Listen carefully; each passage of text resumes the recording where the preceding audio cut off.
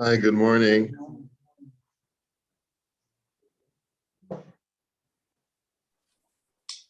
Morning. Good morning. Good morning. Okay, so we're continuing along in our discussion. The one thing that I sort of got stuck on yesterday was a statement by the Imrei Yaakov. He quotes the Sefer Pischei Choshen, saying that if, let's say, I injure someone, or even if I injure, and the truth is this can be extended to property as well. I injure someone or I injure their property and they have an insurance policy. So let's say I burn down their house, right? And they have an insurance policy for fire insurance so that the insurance company makes them whole. Maybe I would be chayiv to pay for their deductible. But the question is, do I have to pay them for all of the other insurance, the things that the insurance covered? So the Pischei Choshen said that when it comes to damaging someone physically, you still have to pay them out of pocket. And if a person accepted money from the insurance company, they should pay the money back to the kupa, to the insurance or to the socialized medical association, and that's what they should do, which is very surprising when you think about it. Because number one, how practical is it? And number two, why should I have to pay if that's what the insurance is for? If the government is taking care of that person, why should I have to pay? So, and actually, I started to research this matter, looking around a little bit in some of the other Sfarim, and I discovered that it's actually a machlokes. And the machlokes among the poskim is predicated on the following question. Is the function of a mazik paying a nizak, is it because you need to make him whole financially? Or is there a special din that is punitive against the mazik to make sure that he knows the severity of his crime? Yeah. So that's really the machlokes. And what I'll do is I had started researching this. I'm going to try to find the concise, everything that I found was extremely elaborate in its discussion. I want to try to find the concise discussion of this, but that's really what it boils down to. And at the end of the day, there really is a machlokus in the poskim as to whether, how a mazik should proceed in that kind of situation. Okay, so we go further in the Imrei Yaakov. We're up to Sif Katan Memhei, which is just the Rav Shulchan Aruch had said that a person does not receive forgiveness when it comes to bodily injury until you ask forgiveness and receive forgiveness from the injured party, and the person is moichel you. And then the Rav Shulchan Aruch said, "V'lo yihiyeh hanechval achzari milimchol," and the injured party should not be cruel when it comes time to forgive, kamo shekasav b'Hilchos Yom HaKippur, as is discussed in the laws of Yom Kippur. And if you take a look at the Imrei Yaakov Memvav, he says, "Achzari milimchol, ki ein ze derech zera Yisrael," because that is not the way of a Jew. A Jew is not cruel. Ela keven shebikesh mimenu hachovel v'nitchanen lo pam rishona ushniya. But once the damaging party has asked for forgiveness and has supplicated before the injured party once or twice, v'yadua shehu shav mecheto v'niche midaito yimcholo, and it's clear that the guy is truly remorseful, so then the injured party should be forgiving.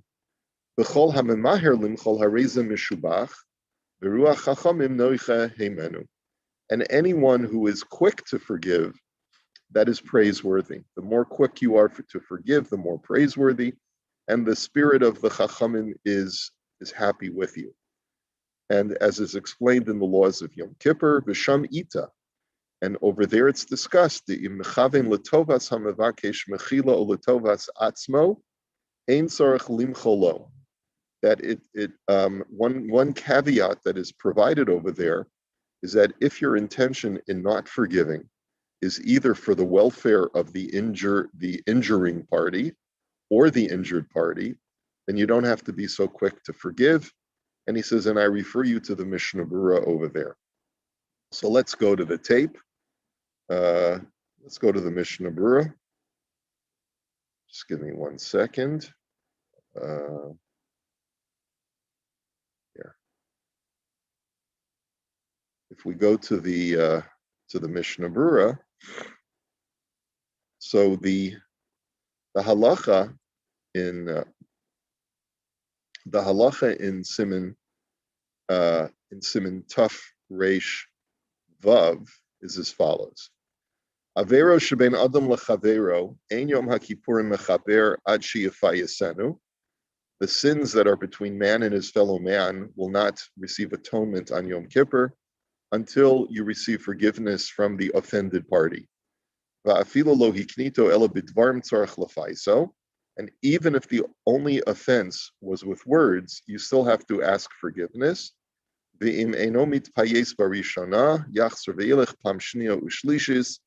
And if the guy is not appeased or does not forgive the first time you ask him, you have to go a second time and the third time. And each time after the first time, when you don't receive forgiveness, you should take 3 people with you. And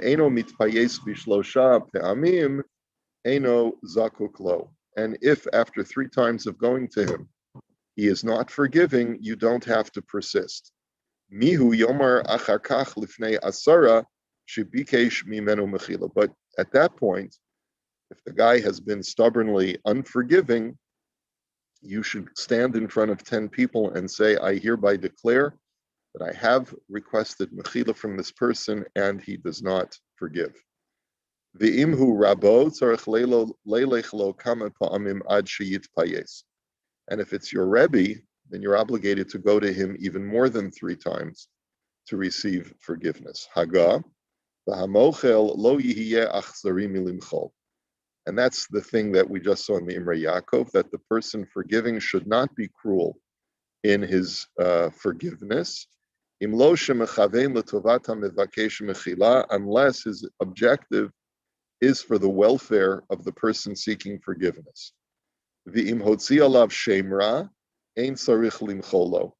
And if he slandered him, where the slander is lingering, in other words, it's one thing if I offend you and the offense or the injury dissipates, then the only thing that's left is the grudge, and we can alleviate the grudge. But what if I've been slandered and my name is tarred in the public eye? So then there's this concept that you don't have to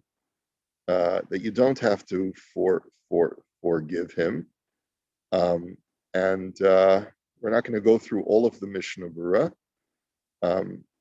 But when it says that you have to go back to him multiple times, the Mishnah Berurah says, that you have to try a different method of asking forgiveness each time. You can't just go to him and say, Moichel me? The guy says, no, get out of my face. And you walk over to him 5 minutes later, Moichel me? No, that doesn't work like that. You have to, okay?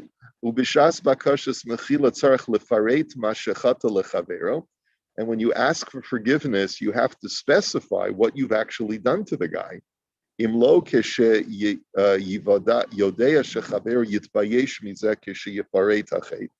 Unless you know that this will cause great embarrassment to your friend when you specify what you've done to him,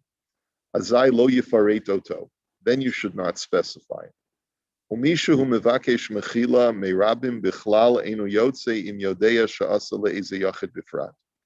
if you go and to a group of people and you say, hey guys, you moichel me? And you know that you've done something specific to one of them, it doesn't work at all. Okay, and if it doesn't help when you bring to him 3 times a group of people, then you're not required to persist. But if you do wish to persist, as the Mishnah Berurah, so yoter rashai im ein sham bizayon Torah, as long as you're not a great scholar that it would be degrading for you to continue this action, then you have permission to go to him multiple times, even beyond 3 times, to ask mechila. But if the guy does not forgive, you should go in front of a minyan. Kidei lefarsem hadavar shemitzido lo yibatzer. That so that it's clear to everyone that you tried to reconcile with this fellow, and so that if anyone says, "Hey, how come you guys are broigus with each other?" say, "I'm not broigus with him. I actually asked him for forgiveness, and he's the one who's holding out. I wish we could make up." Rabo, but if it's your Rebbe, but it doesn't even have to be your Rebbe, just someone that you learn Torah from. And then the Mishnah Berurah writes, "Lo yihiyeh achzarim milimchol," but don't be cruel in being stubbornly unforgiving. And the reason is the chol hamavir al midosav, because anyone who is forgiving and does not stand on his honor, ba'avirin lo al kol pishav, is forgiven for all of his sins. V'imhu lo yirtzeh limchol, gam lo yimchelu lo. And if a person is unforgiving to others, how can he expect heaven to be forgiving with him? So that's the reason why. The way that I act with others is the way that heaven will act with me. But if it's for the welfare of the person who is asking for forgiveness, so for example, let's say a guy says, "You moichel me?" And I say to him, or my attitude towards him is, "No, that's too easy." Right? So as the Mishnah Berurah explains, "Kidei sheyehi nichna libo he'orel v'lo yargil b'kach." What if my reason for not forgiving him is so that he understands he can't act this way?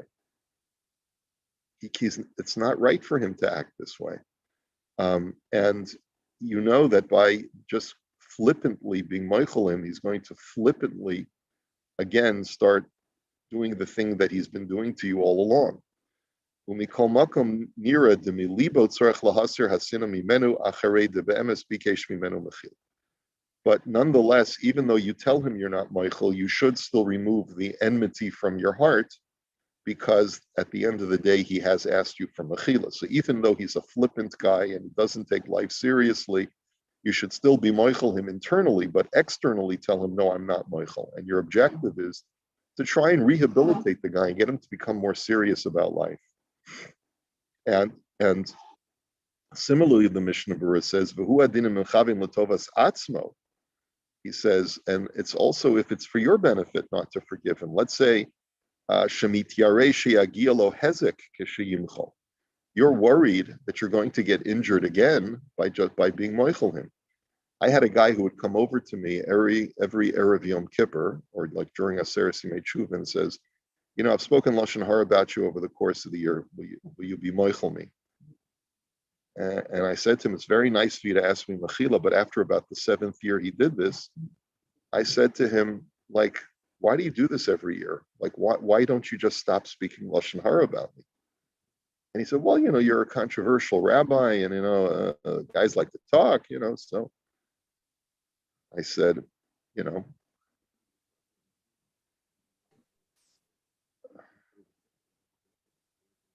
yeah. So I missed that comment, Rabbi. So Moshe's suggesting that I'm not obligated to be moichel because there's really no remorse. The Yeah, you think that's true. Yeah. Yeah. So And right. all it is really perpetuating the situation. Yeah. As a matter of fact, when we say it's the prayer Lazaka, which is a prayer that we say on Erev Yom Kippur, there's one line that's the hardest part of that prayer, which is, "I am hereby moichel anyone who has offended me before I enter into Yom Kippur." And we say, except the person who has intention to continue harming me, or after I moichel him, will just do it all over again. That you're not obligated to be moichel someone. So, all right. Yes, there are many people who say that. I don't say that line. because I find it very difficult. Personally, I find it very difficult to say it. So there were times in my life when I tried to say it, and I discovered in myself that I'm not being sincere. And so I have to be honest, I don't say that line. It's not in all Sidurim, but there is at the very beginning of Kriyat Shema Lamita, there is a excuse me, a line that says that I hereby forgive anyone who has offended me over the course of the day. And well, all you can do is, and I hope, God, that you will inspire them to be moichel me, right? So it's a wonderful sentiment, and maybe I should say it, but look, when I say Elokai Nitzor at the end of Shmona Esrei is very similar to that idea. It says, may my heart be silent, or not bear any grudges or malice.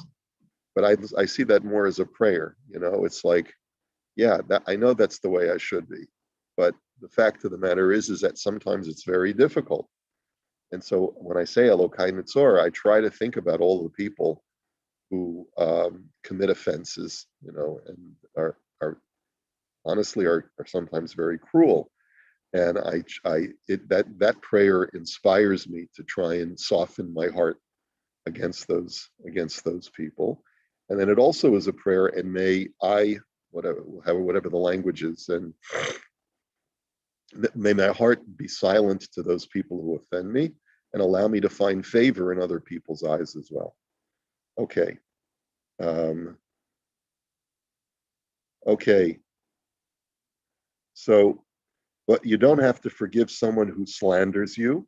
And the reason, says the Mishnah Berurah, De'ika deshama b'chashada v'lo shama b'fius, because there are people who may have heard the Lashon Hara, the Motzi Shemra, but they didn't hear the guy asking for forgiveness. The Nishar Hashemra, and that also, therefore, what lingers in the public square is the slander without people realizing that the guy has retracted it. Umikol makom, and despite this, midat anava limchol gam bazeh. It is considered to be an act of humility to be forgiving even when someone has slandered you. Okay? All right. So we try our best, right? Let's go back to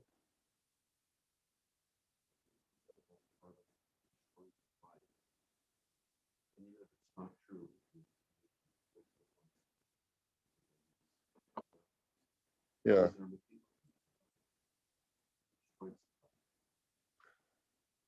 I don't know. I'll be honest with you. We've had situations, and every community has situations like that. There are times when even one statement can destroy a person without, and there are sometimes you can try to find redemption by reconciling with that person and helping them out. There's someone here in the shul who told me a story about a guy who was brilliant, and he never was able to make anything of himself because something that a Rebbe told him.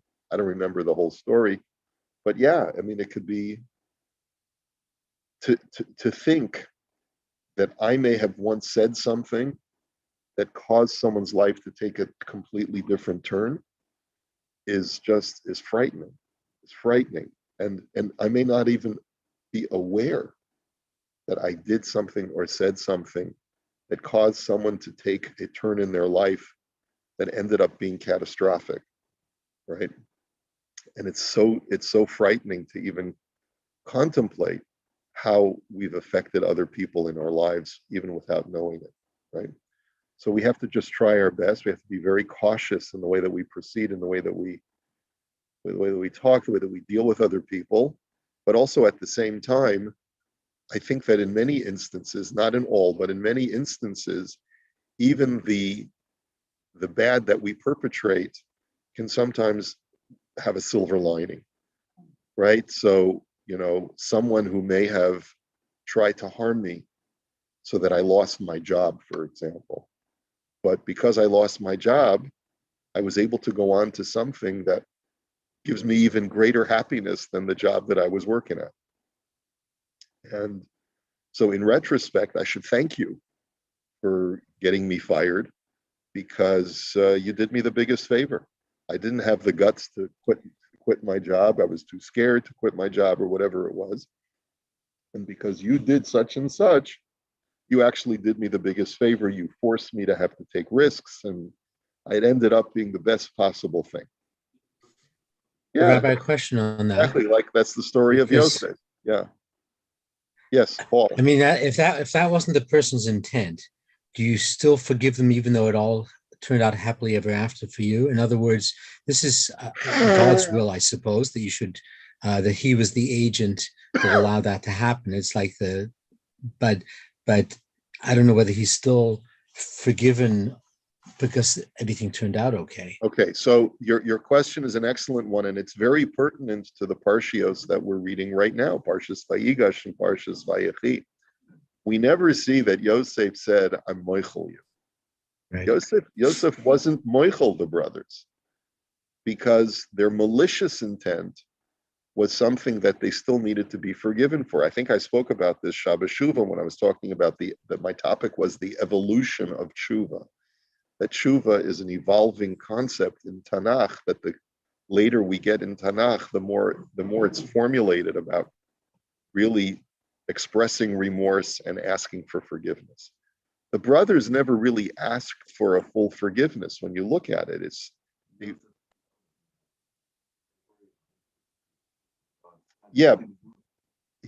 right. So he did tell them that, but he didn't say, but personally, I moichel you. Those words, I forgive you, do not appear in the Chumash.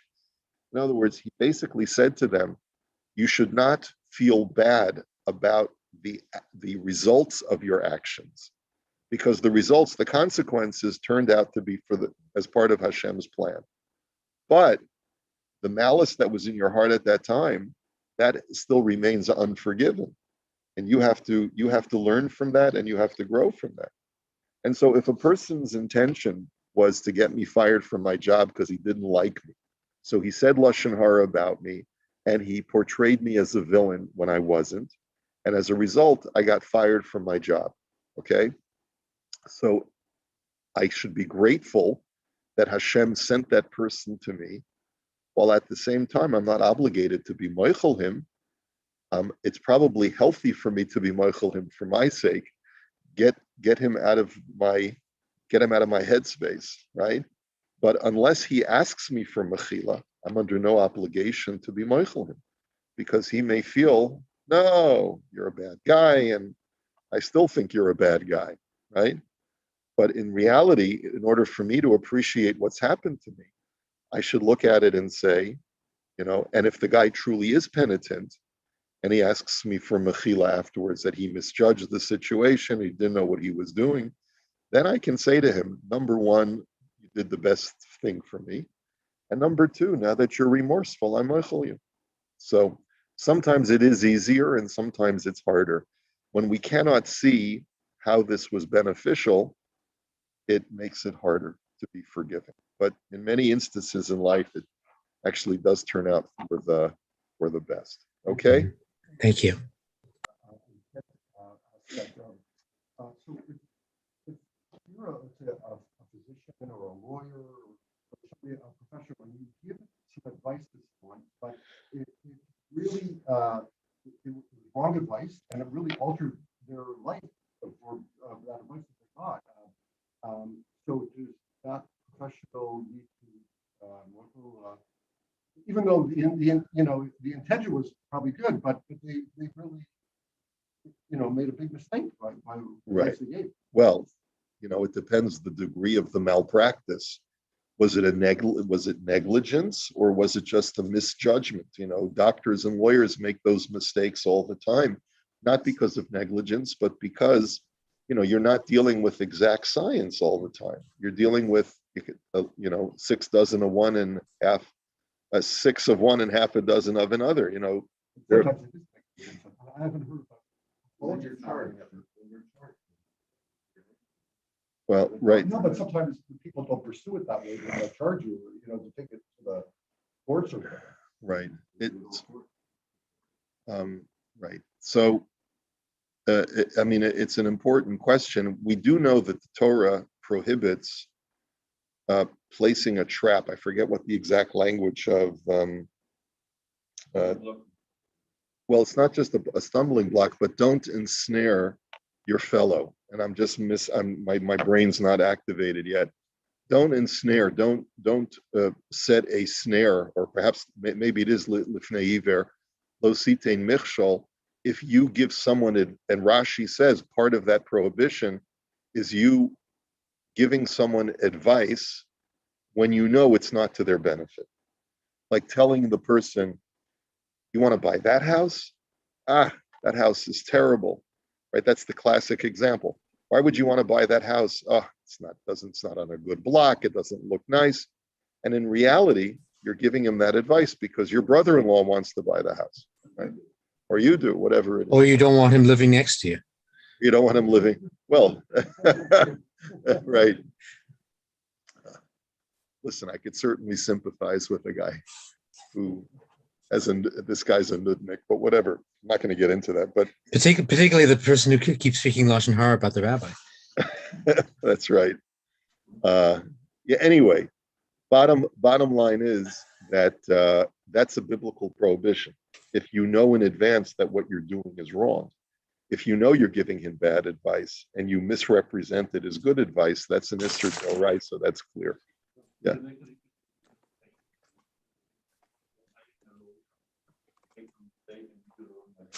Well, I mean,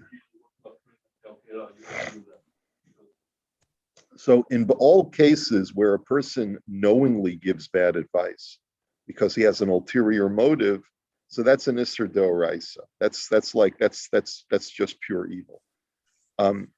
In a situation where, does it make a difference if when a person tries to give you good advice and ends up making a mistake?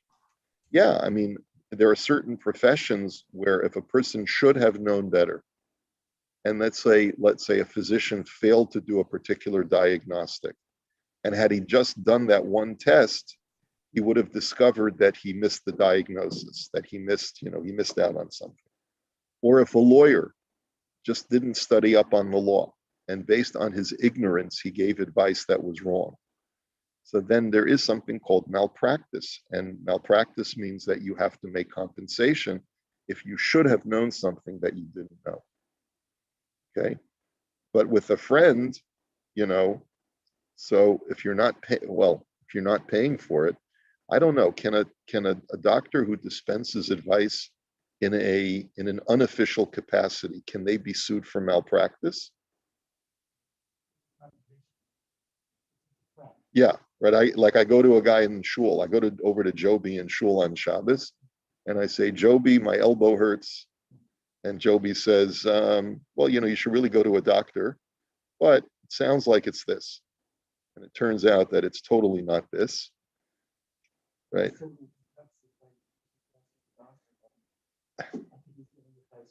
Right.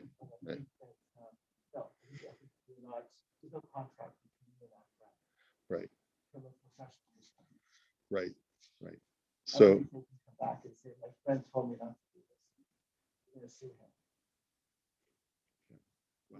It's better not to give advice. Try to not give advice. If we are not try to avoid that. No, sometimes it could be the best chesed to give advice, but you got to know what you're talking about, right? Don't represent yourself as the mumcha, as the maven, when you don't know anything about the situation.